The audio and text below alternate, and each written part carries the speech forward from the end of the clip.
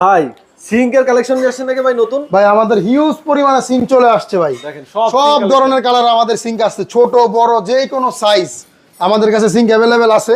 নতুন একটা সিঙ্ক আসছে হচ্ছে আপনার পিয়ানো সিস্টেম।